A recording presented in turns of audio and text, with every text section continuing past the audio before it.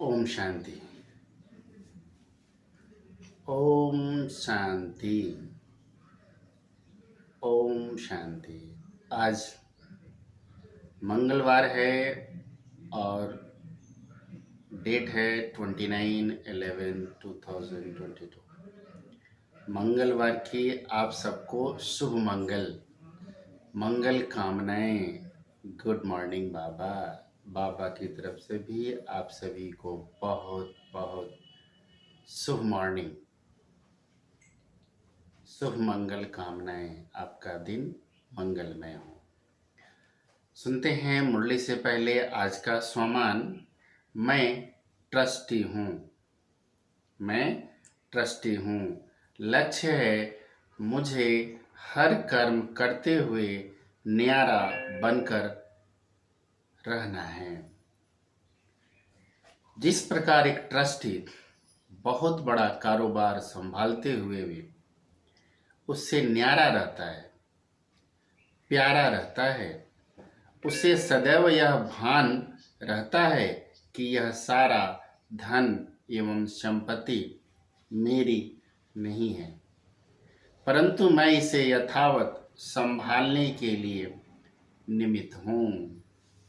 यह मेरी जिम्मेवारी है। उसी प्रकार जीवन में संबंध निभाते, कर्म करते, कारोबार संभालते, धन का उपयोग करते, ट्रस्टीपन का यह भाव रहेगा तो आप सदा खुशियों के झूले में झूलते रहेंगे। आज पूरे दिन हर कर्म में यह चिंतन रखना है, मैं परम धाम निवासी चैतन्य आत्मा इस शरीर द्वारा कर्म कर रही हूँ, आँखों द्वारा देख रही हूँ, कानों द्वारा सुन रही हूँ, हाथों द्वारा कर्म कर रही हूँ। मैं इस शरीर से अलग एक चैतन्य सत्ता हूँ। अनुभव करें, मैं इस शरीर से अलग एक चैतन्य सत्ता हूँ। शरीर तो मेरा वस्त्र है। अपने शरीर के हर कर्म को निष्पक्ष होकर देख रही हूँ। निर्वाह अर्थ में इस शरीर का उपयोग कर रही हूँ। मेरी यह देह और उससे जुड़े सभी संबंध केवल इस जन्म तक ही सीमित हैं। हर जन्म में नया देह, नए संबंधों के साथ मुझे जन्म लेना है। हर बार नई जिम्मेवारियों को निभाना है।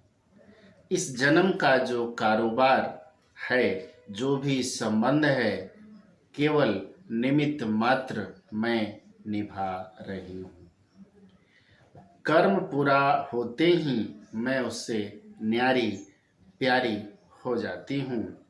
यही न्यारापन मेरे जीवन की खुशी का आधार है। मैं सर्व से न्यारी और प्रभु की प्यारी आत्मा हूँ। मैं सर्व से न्यारी और प्रभु की प्यारी आत्मा हूँ। हर संबंध निभाते हुए मोहजीत हूँ। लोभ लालच से मुक्त, हर बुराई से अलिप्त हूँ। मैं ट्रस्टी हूँ। मुझे केवल अपनी जिम्मेवारी बखूबी निभानी है। मैं जिम्मेवार आत्मा हूँ। मैं जिम्मेवार आत्मा हूँ। अच्छा, आज मंगलवार है तो मंगलवार के दिन हम सभी बाबा की साकार मुरली सुनते हैं। तो आज सुनते हैं बाप दादा की साकार मुरली। मीठे बच्चे, तुम्हें मनुष्य से देवता बनना है, इसलिए दैवी फजीलत, फजीलत अर्थात मैनर्स, धारण करो। आसुरी अवगुणों को छोड़ते जाओ, पावन बनो। मीठे बच्चे, तुम्हें मनुष्य से देवता बनना है, इसलिए दैवी फजीलत मैनर्स धारण करो। आसुरी अवगुणों को छोड़ते जाओ, पावन बनो। प्रश्न है, दैवी मैनर्स धारण करने वालों की परख किस एक बात से हो सकती है? दैवी मैनर्स धारण करने वालों की परख किस एक बात से हो सकती है? उत्तर है बाबा के मैनर्स, सर्विस से। सर्विस से कहाँ तक पतित से पावन बने हैं और पतित कितनों को पावन बनाने की सेवा करते हैं? अच्छे पुरुषार्थी हैं या अभी तक आसुरी अवगुण हैं? यह सब सर्विस से पता चलता है। तुम्हारी यह ईश्वरीय मिशन है ही दैवी फजीलत सिखलाने की। तुम श्रीमत पर पतित मनुष्य को पावन बनाने की सेवा करते हो। गीत है, ओम नमो शिवाय। ओम शांति। भक्ति मार्ग में महिमा करते हैं शिवाय नमः। ऊंचते ऊंच शिव, उनको ही शिव परमात्माए नमः कहा जाता है। ब्रह्मा देवताय नमः, विष्णु देवताय नमः कहा जाता है और शिव परमात्माय नमः कहा जाता है। फर्क हुआ ना? बाबा यहाँ पे देवता और परमात्मा में अंतर समझा रहा है। मैं शिव, मुझे शिव परमात्माय नमः ही कहा जाता है, मुझे देवताय नमः नहीं कहा जाता है, क्योंकि देवताओं को शरीर होता है, मुझे अपना शरीर नहीं है। फर्क हुआ ना? परमात्मा एक है, वह ऊंचते ऊंच है, उनकी महिमा भी ऊंच है। इस समय ऊंचे ते ऊंचा कर्तव्य करते हैं, उनका धाम भी ऊंचे ते ऊंचा है, नाम भी ऊंच है, और किसको परमात्मा नहीं कहते। परमात्मा के लिए ही गायन है, हे पतित पावन, आते भी हैं पतित दुनिया और पतित शरीर में। पतित शरीर का नाम है प्रजापिता ब्रह्मा। इसमें प्रवेश कर कहते हैं, ब्रह्मा के तन में प्रवेश कर शिव बाबा कहते हैं, मैं बहुत जन्मों के अंत वाले साधारण मनुष्य तन में प्रवेश करता हूँ।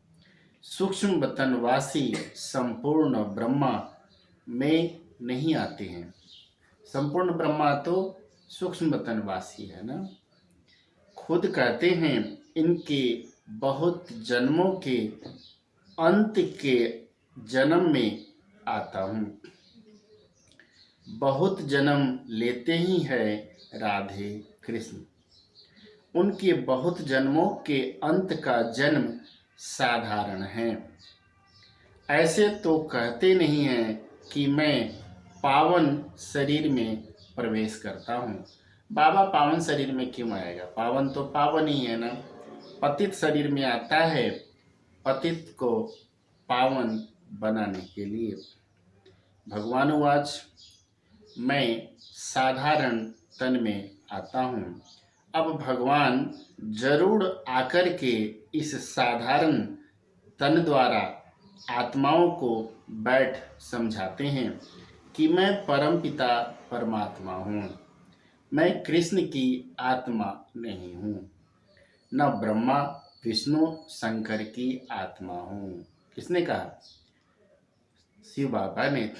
मैं परम पिता परम आत्मा हूँ, जिसको शिव परमात्माए नमः कहा जाता है, मैं इसमें आया हूँ।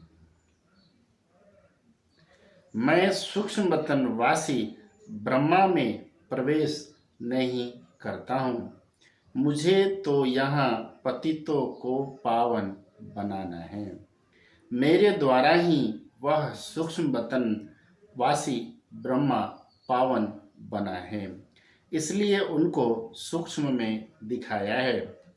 कितना अच्छी रीति समझाते हैं, परंतु मनुष्य सुनी अनसुनी कर उल्टी बातों पर चलते रहते हैं। आसुरी बुद्धि से सुनते हैं, ईश्वरीय बुद्धि से सुने तो संशय सब मिट जाए। आसुरी बुद्धि और ईश्वरीय बुद्धि में क्या अंतर है? आसुरी बुद्धि अर्थात जो काम, क्रोध, लोभ, मोह, अहंकार, ईर्ष्या, घृणा, आलस्य, अलबेलापन के अधीन है। और ईश्वरीय बुद्धि कौन सी है? जिसके अंदर पवित्रता, दिव्यता, शांति, सुख, प्रेम, आनंद, इन सब की परिपूर्णता है। जिनकी बुद्धि में केवल यही सब चलते रहते हैं। ईश्वरीय बुद्धि से सुने तो संशय सब मिट जाएं। त्रिमूर्ति का चित्र दिखाने बिगर समझाना मुश्किल है। उन्होंने त्रिमूर्ति ब्रह्मा नाम रख दिया है, क्योंकि शिव बाबा प्रजापिता ब्रह्मा द्वारा नई दुनिया की रचना करते हैं। तुम बच्चे अभी सन्मुख बैठे हो। हम किसके सन्मुख बैठे हैं? स्वयं ऑलमाइटी अथॉरिटी भगवान के सामने बैठे हैं। सब पतित से पावन बन रहे हैं। जितना जो बनेगा वह सर्विस से दिखाई पड़ेगा। यह अच्छा पुरुषार्थी है। इनमें अर्जुन अवगुण हैं। देवताओं में दैवी गुण थे। हर एक अपने आसुरी गुण और उन्हों के दैवी गुण वर्णन करते हैं। दुनिया में भी आत्माएं अपनी आसुरी गुण और देवी देवताओं के दैवी गुण वर्णन करते हैं। अभी आसुरी अवगुणों को छोड़ना है, नहीं तो ऊंच पद नहीं पा सकेंगे। बाप समझाते हैं, बच्चे दैवी गुण धारण करो। खान पान चलन में फजीलत चाहिए। खान पान फजीलत, फजीलत अर्थात मैनर्स, बोलना, उठना, चलना, फिरना, सब चीज़ में अच्छे मैनर्स चाहिए। कैसे चलना है, कैसे बोलना है, कैसे बातें करनी है, हर चीज़ हमारा देवताई लक्षण के समान होना चाहिए। क्योंकि बाबा हमें मनुष्य से देवता बनाने आया है। और ये पढ़ाई क्या है? मनुष्य से देवता बनने की पढ़ाई है। और यही पढ़ाई भविष्य में प्रारब्ध बन जाता है। पतित मनुष्यों को बद फजीलत कहेंगे। देवताएं फजीलत मैनर्स वाले होते हैं, तभी तो उनको सर्वगुण संपन्न, 16 कला संपूर्ण, संपूर्ण निर्विकारी, मर्यादा पुरुषोत्तम कहा जाता है। तब तो उन्हों का गायन है, हर एक को पुरुषार्थ करना है। जो करेगा सो पाएगा। अब भगवान तुमको सहज राजयोग और ज्ञान सिखला रहे हैं। ज्ञान सागर बाप एक है, जो तुम्हें ज्ञान देकर सदगति में ले जाते हैं। उन्हें ही सुखदेव भी कहा जाता है। शिव बाबा को सुखदेव भी कहा जाता है। तो यहाँ की सब बातें निराली हैं, न्यारी हैं। जो ब्राह्मण बनने वाले होंगे उन्हों की भी बुद्धि में यह ज्ञान बैठेगा। नहीं तो जो शूद्र बुद्धि हैं, आसुरी बुद्धि वाले हैं, उनको यह ज्ञान बुद्धि में नहीं बैठेगा। बहुत करके पूछते हैं, दादा को ब्रह्मा क्यों बनाया है? बोलो, इन बातों को बैठ कर समझो। हम तुमको इनके 84 जन्मों की कहानी सुनाएं। सब ब्रह्मा कुमारियां पावन बन देवता बन जाएंगे। पावन बनने बगैर वर्षा मिल नहीं सकता। भगवान ऊंचते ऊंच निराकार शिव बाबा है। वर्षा देने के लिए जरूर ब्रह्मा तन में आएगा, नहीं तो किसके तन में आएगा। यह प्रजापिता ब्रह्मा है। सूक्ष्म वतनवासी ब्रह्मा को प्रजापिता नहीं कहेंगे, वहां थोड़े ही प्रजा रचेंगे। हम ब्रह्मा कुमारियां साकार में हैं, तो प्रजापिता ब्रह्मा भी साकार में हैं। यह राज आकर समझो। हम इस दादा को भगवान नहीं कहते हैं, ये हमारा ब्रह्मा बाबा भगवान नहीं है, लेकिन नेक्स्ट टू गॉड है ना। बाबा कह रहा है कि भगवान नहीं है, लेकिन हमारे लिए तो सब कुछ है, क्योंकि ब्रह्मा बाबा के तन का आधार लेकर के ही तो शिव बाबा बोल रहे हैं ना। यह प्रजापिता है, इनके तन में शिव बाबा आते हैं पावन बनाने। यहाँ कोई पावन है नहीं। त्रिमूर्ति शिव के बदले त्रिमूर्ति ब्रह्मा कह दिया है, परंतु त्रिमूर्ति ब्रह्मा का कोई अर्थ नहीं है। ब्रह्मा को मनुष्यों का रचयिता भी कहते हैं, इसलिए प्रजापिता कहा जाता है। इसमें वह निराकार प्रवेश कर वर्षा देते हैं। सूक्ष्म वतनवासी ब्रह्मा पावन हैं, वह पतित से पावन बनते हैं। हम ब्राह्मण भी पतित से पावन देवता बनते हैं। शिव परमात्माय नमः कहा जाता है। ब्रह्मा विष्णु शंकर को देवता कहा जाता है। भगवान ही भक्तों का रक्षक है, वहीं सबको सद्गति देंगे। पतित पावन हैं तो जरूर आकर पतितों को पावन बनाएंगे। पहले पहले पावन हैं लक्ष्मी नारायण, वे जरूर पुनर्जन्म लेते होंगे। 84 जन्म पूरे होने से फिर साधारण मनुष्य बन जाते हैं, उनमें फिर बाप प्रवेश करते हैं। तो यह व्यक्त ब्रह्मा वह अव्यक्त ब्रह्मा। सूक्ष्म वतन में सृष्टि नहीं रची जाती है। अक्सर करके लोग इस बात पर मूझते हैं, तो तुमको समझाना है। बाप कहते हैं मैं बहुत जन्मों अर्थात 84 जन्मों के अंत के जन्म में प्रवेश करता हूँ। भारत में पहले देवी देवता आए, वह फिर पिछाड़ी में हो जाएंगे, फिर पहले वहीं जाकर देवी देवता बनेंगे। विराट रूप का चित्र भी जरूर होना चाहिए। बच्चों ने अर्थ सहित बनाया है। ब्राह्मण चोटी, देवता सिर, क्षत्रिय भुजाएं, वैश्य पेट, शूद्र पैर। शूद्र के बाद फिर ब्राह्मण बनते हैं। वर्णों का भी चक्र है ना, वर्ण अर्थात जाति, यह भी समझना और समझाना है। बाबा ने बहुत बार समझाया है कि अखबार में पढ़ता है फलाना स्वर्गवासी हुआ, तो उनको चिट्ठी लिखनी चाहिए कि स्वर्गवासी हुआ तो जरूर नरक में थे। पहले कोई शरीर छोड़ता है तो उसको बाबा पूछ रहे हैं कि तुम कहते हो कि स्वर्गवासी हुआ, तो तुम फिर बाबा का प्रश्न सुनो। बाबा ने बहुत बार समझाया है कि अखबार में पढ़ता है फलाना स्वर्गवासी हुआ, तो उनको चिट्ठी लिखनी चाहिए कि स्वर्गवासी हुआ तो जरूर नरक में थे ना, और अब है ही नरक, तो जरूर पुनर्जन्म नरक में ही लेंगे ना। अगर स्वर्ग में गया फिर तुम उनको बुलाकर नरक का भोजन क्यों खिलाते हो? अगर स्वर्ग में चला गया तो अच्छी बात है ना, शुभकामनाएं, खुशी मनाओ, फिर रोते क्यों हो? बुला करके भोजन क्यों खिलाते हो? तुम रोते क्यों हो?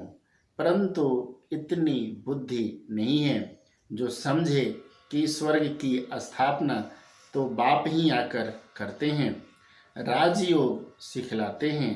तुम ब्राह्मण संगम पर बाप से वर्षा ले रहे हो, बाकी सब है कलयुग में। संगम पर आत्मा परमात्मा मिल रहे हैं, इनको कुंभ का मेला कहा जाता है। तुम ज्ञान गंगाए ज्ञान सागर से निकली हो। भक्ति में समझते हैं गंगा में स्नान करने से पावन बन जाएंगे। पावन बनाना तो तुम्हारी मिशन का कर्तव्य है। यह है ईश्वरीय मिशन। तुम ही पतित मनुष्य को पावन देवता बनाते हो श्रीमत पर। श्रीमत अर्थात भगवान की मत। श्री कृष्ण पतित पावन नहीं हैं, वह पूरे 84 जन्म लेते हैं। पहले हैं लक्ष्मी नारायण, फिर हैं अंत में ब्रह्मा सरस्वती। आदि देव आदि देवी बनती है। अभी यह बातें किसने समझाई हैं? शिव परमात्माए नमः गाते भी हैं। हे परमपिता परमात्मा, आपकी गत मत सबसे न्यारी हैं। वह श्रीमत देते हैं गति के लिए, गति और सदगति, दुर्गति वालों की सदगति करने वाला। उनकी श्रीमत सब मनुष्यों में से न्यारी है। दुनिया वाले ज्ञान देंगे तो भक्ति का ज्ञान देंगे, और बाबा ज्ञान देता है तो मुक्ति और जीवन मुक्ति का ज्ञान देता है। इसलिए बाबा की मत को श्री मत कहा जाता है, श्रेष्ठ ते श्रेष्ठ मत कहा जाता है। बाकी भक्ति मार्ग है घोड़ रात्रि, आधा कल्प है ज्ञान दिन। शिव बाबा कहते हैं मैं अंधियारी रात में आता हूँ, रात को दिन बनाने। यह ज्ञान एक ही ज्ञान सागर शिव बाबा के पास है। ऋषि मुनि आदि सब कहते आए हैं कि परमात्मा बेअंत हैं। बाप को नहीं जानते तो गोया नास्तिक ठहरे ना।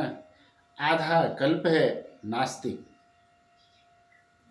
आधा कल्प है आस्तिक। तुम अब बाप को, बाप की रचना के आदि मध्य अंत को जानते हो, और कोई नहीं जानते। इसलिए कहा जाता है निधन के।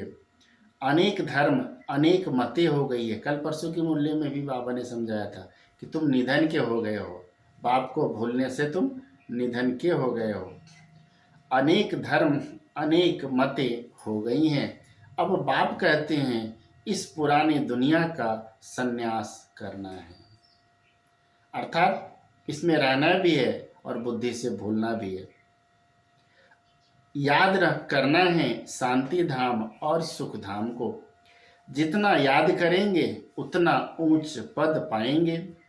गृहस्थ व्यवहार में भल रहो, सिर्फ पवित्र बनो। धंधे बिगर गृहस्थ कैसे चलेगा? अगर नौकरी नहीं करेंगे, पैसा नहीं कमाएंगे तो गृहस्थ कैसे चलेगा?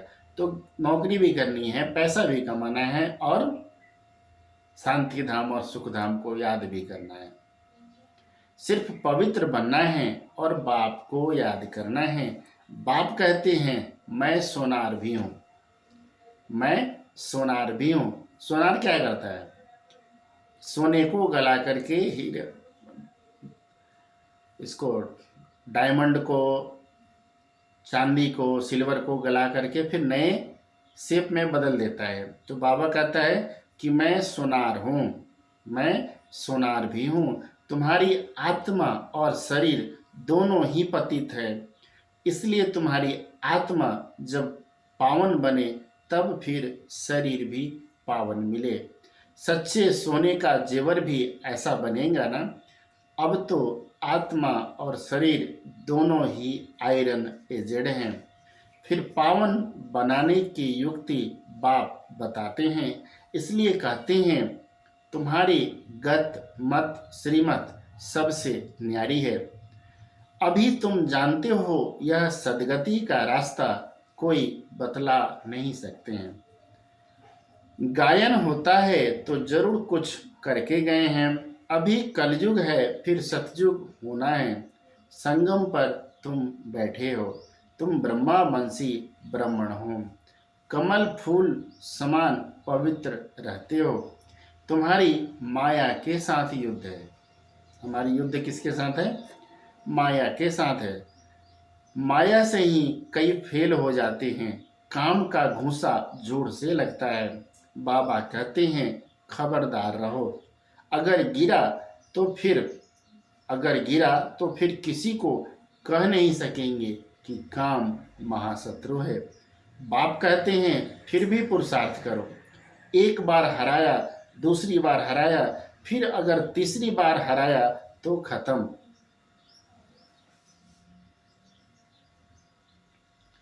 पद भ्रष्ट हो जाएगा। प्रतिज्ञा की है तो उस पर पूरा रहना है। प्रतिज्ञा कर फिर पतित नहीं बनना चाहिए। परंतु सब तो प्रतिज्ञा पर कायम नहीं रहते हैं, गिरते भी रहते हैं। कोई फिर बाप को छोड़ भी देते हैं। बहुत भागने वाले भी हैं। अंत में तुमको पूरा साक्षात्कार होगा कि कौन क्या बनेंगे। पुरुषार्थ पूरा करना चाहिए। जो दुख देते हैं वह दुखी होकर मरते हैं। बाबा गारंटी कर रहा है कि जो दुख देते हैं वह दुखी होकर मरते हैं। बाप तो सबको सुख देने वाला है। तुम्हारा भी काम है सबको सुख देना। कर्मणा में भी किसको दुख दिया तो दुखी होकर मरेंगे। पद भी भ्रष्ट हो जाएगा। बेहद के बाप के साथ पूरा फरमान बरदार वफादार होकर रहना है। अच्छा, मीठे मीठे सिक्के दे बच्चों प्रति माता पिता बाप दादा का याद प्यार और गुड मॉर्निंग। रूहानी बाप की रूहानी बच्चों को नमस्ते। हम रूहानी बच्चों की रूहानी माता पिता बाप दादा को याद प्यार गुड मॉर्निंग और नमस्ते। धारणा के लिए मुख्य सार है बाप के साथ वफादार फरमान बरदार होकर रहना है। कभी किसी को दुख नहीं देना है। दूसरा पॉइंट है बाप से पूरा वर्षा लेने के लिए पवित्र बनने का पुरुषार्थ करना है। काम की चोट कभी नहीं खानी है। इससे बहुत सावधान रहना है। आज का वरदान है मालिकपन की स्मृति से शक्तियों को ऑर्डर प्रमाण चलाने वाले स्वराज्य अधिकारी भव। कल की अव्यक्त मुरली भी शक्तियों के ऊपर ही था। कल की अव्यक्त मुरली सुना है ना हम सब ने। कल की शाम की अव्यक्त मुरली भी शक्तियों के ऊपर ही था कि शक्तियों को धारण करने के लिए क्या करना चाहिए। बाप द्वारा जो भी शक्तियां मिली हैं उन सर्व शक्तियों को कार्य में लगाओ। प्रैक्टिकल लाइफ में लगाओ कार्य में। कोई मुसीबत आती है, कोई परेशानी आती है तो उस समय उन सारी शक्तियों को प्रैक्टिकल में लगाओ। समय पर शक्तियों को यूज करो। सिर्फ मालिकपन की स्मृति में रहकर फिर ऑर्डर करो तो शक्तियां आपका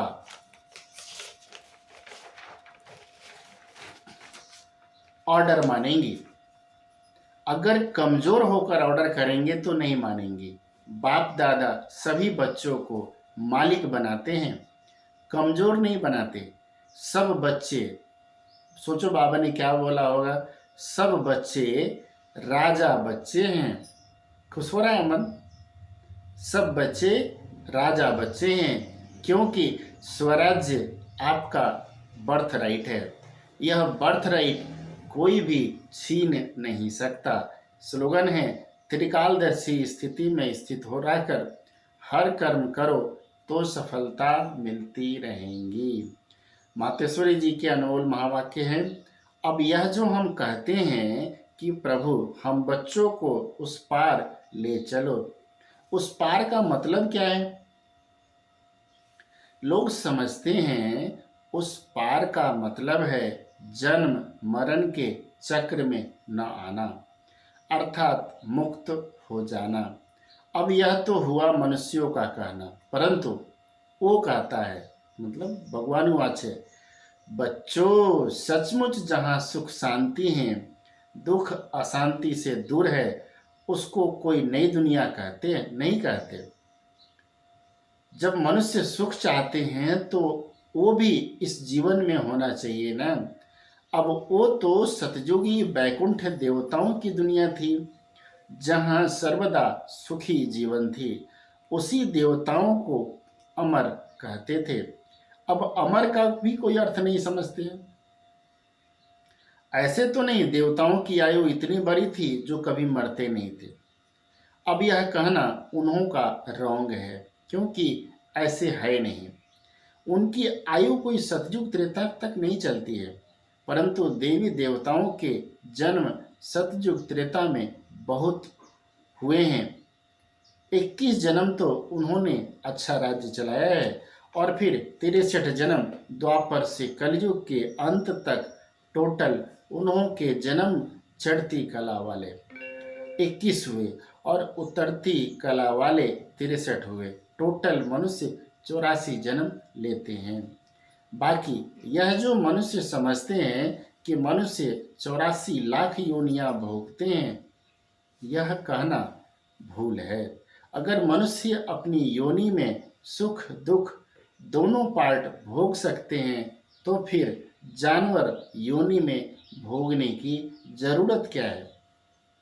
अब मनुष्यों को यह नॉलेज ही नहीं। मनुष्य तो 84 जन्म लेते हैं, बाकी सृष्टि पर जानवर पशु पंछी आदि टोटल 84 लाख योनियां हो सकती हैं। अनेक किस्म की जैसे पैदाइश है, उसमें भी मनुष्य मनुष्य योनि में ही अपना पाप पुण्य भोग रहे हैं, और जानवर अपनी योनियों में भोग रहे हैं। न मनुष्य जानवर की योनि लेता है और न जानवर मनुष्य की योनि में आता है। कितनी वंडरफुल बात समझाई बाबा ने। मनुष्य को अपनी योनि में भोगनी पड़ती है, तो सुख दुख सुख की महसूसता आती है। ऐसे ही जानवर को भी अपनी योनि में सुख दुख भोगना है, मगर उन्हों में यह बुद्धि नहीं कि यह भोगना किस कर्म से हुई। उन्हों की भोगना को भी मनुष्य फील करता है, क्योंकि मनुष्य है बुद्धिमान। बाकी ऐसे नहीं, मनुष्य कोई 84 लाख योनियां भोगते हैं। जड़ झाड़ भी योनि लेते हैं। यह तो सहज और विवेक की बात है कि जड़ झाड़ ने क्या कर्म और अकर्म किया है, जो उन्हों का हिसाब किताब बनेगा। जैसे देखो, गुरु नानक साहब ने ऐसे उच्चारण किए हैं, अंत काल में जो पुत्र सिमरे, ऐसी चिंता में जो मरे, सुअर की योनि में वल वल उतरे। परंतु इस कहने का मतलब यह नहीं है कि मनुष्य कोई सुअर की योनि लेता है, परंतु शुकर का मतलब है कि मनुष्यों का कार्य भी ऐसा होता है जैसे जानवरों का कार्य होता है। बाकी ऐसे नहीं मनुष्य कोई जानवर बनते हैं। अब यह तो मनुष्यों को डराने के लिए शिक्षा देते हैं, तो अपने को इस संगम पर अपनी जीवन को पलटाए पाप आत्मा से पुण्य आत्मा बनना है। अच्छा, ओम शांति।